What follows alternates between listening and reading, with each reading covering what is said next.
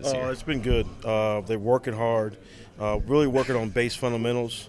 Their head's spinning a little bit because the terminology is a little different from what they're used to, but really concentrating on the base fundamentals on how to take a first step and how to do the proper things of taking the hand off and those kind of things, and then let their natural abilities take over from there. The energy in the first few spring practices is obviously always going to be very amped up because, hey, football's back.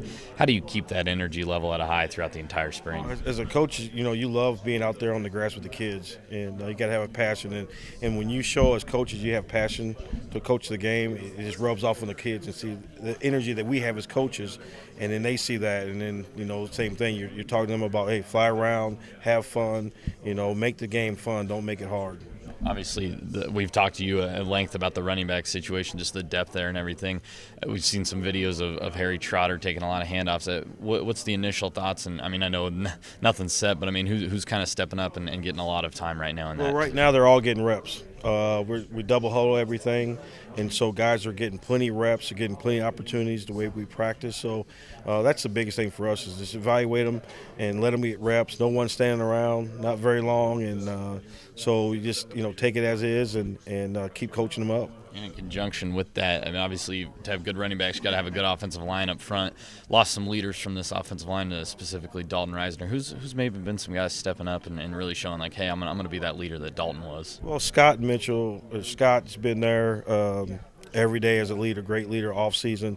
And there's numerous guys who are just grinders, and that's the one thing that coming in and taking this job was the guys up front were going to be guys that are hard-nosed, tough kids, work hard guys, and lunch pail kind of guys, and they've all done that. All the groups, no matter if it's a first group or second group or third, no matter what, they've all done a great job of just buying into that concept of working as a unit. Coach Wright does a great job of being a great teacher, and so they've all kind of stepped up. And like, again, their heads swimming a little bit because of the terminology is a little bit different, even though football is football.